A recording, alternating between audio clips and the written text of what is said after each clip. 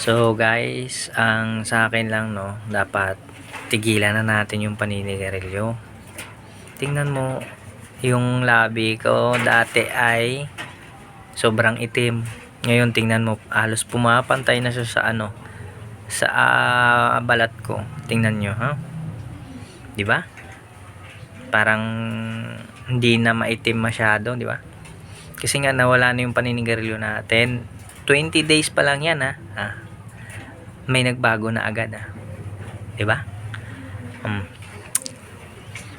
Medyo hindi na maitim, di kagaya nung una kong upload na video ay maitim talaga to. Eto, tingnan mo yung ano, sumasabay na yung kulay sa ating balat, 'di ba? Ayan yung pinaka the best dyan sa pagtitigil ng paninigarilyo. Kasi malalaman ng tao kapag ikaw ay naninigarilyo, maitim talaga yung labi mo, no? Sobrang itim. Hindi kagaya ng ano, meron namang ano, pero hindi pa naman siguro, hindi naman katagalan yung paninigarilyo nila, ganun, yung bago pa lang. Siyempre yung iba, ako, kasi ako ano, 15 years ako na ninigarilyo. 14 years old ako nagsimula ng paninigarilyo. So ngayon, naisipan ko talagang tumigil na. Minsan nga sinisisi ko pa yung mga nakakatabi ko kasi nga ano, kung hindi dahil sa kanila, ano, hanggang ngayon naninigarilyo pa ako. Yun. So sa ngayon unti-unti na akong unti-unti na nawawala yung mga excuse, nararamdaman ko. So kailangan kapag tumigil ka, desidido ka talaga. Yung gustong gusto mo talaga, gawin mo lahat ng makakaya mo hanggat lahat ng makakaya mo sa ano, sa pagtitigil ng panigarilyo, ganun. So ngayon, wala na tayong magagawa kasi nga ito na, yung paninigarilyo natin ay improvement na. So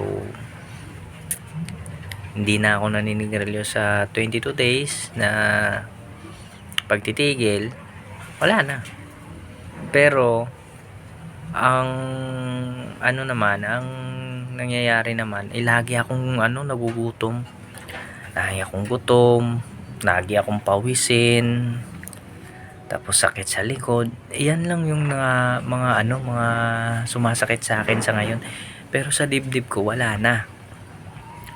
Pero minsan minsan naiisip ko na bumili ng ng sigarilyo, pero pinipigilan ko kasi umiiwas ako kasi pagdating mo sa baba, makikita mo yung tindahan. Maraming pagkain, di ba? Tapos may makikita ka pang naninigarilyo dun sa labas. So iwasan mo muna yon kasi nga para hindi ka makabili ng sigarilyo, di ba? Kaya kung ako sa inyo, bigyan ko kayo ng tips para mawala yung paninigarilyo nyo, or gusto nyo tumigil pero mas maganda yung biglain nyo na lang yung pagtitigil, pero dapat nakahanda ka ng pera kasi pagtitigil mo, once na tumigil ka ng paninigarilyo, mas maganda pa rin yung magpa-check up ka, di ba? Kagaya ng pa-check ka kung ano ang dapat mong gawin, kasi meron kasing mga bagay na na mahihirapan ka, kagaya ng sa dibdib. Kung matagal na naninigarilyo, mahihirapan ka talaga huminga, di ba? So ang sa akin lang, dapat may meron ka kahit lang 10,000, di ba? Sa halagang 10,000, makakatigil ka na sa paninigarilyo mo. Maiiwasan mo pa yung mga sakit na dumadapo sa katawan mo kasi nga dahil sa sigarilyo, kagaya ng mga cancer, di ba? So maiiwasan mo na yun.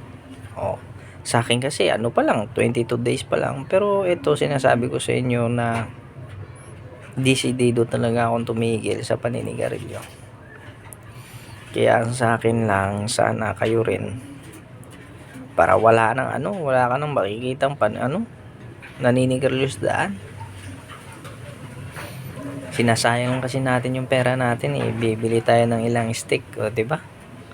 So, kagaya niyan, wala ka na nga pambiling bigas, ibibili mo pa ng sigarilyo, yun.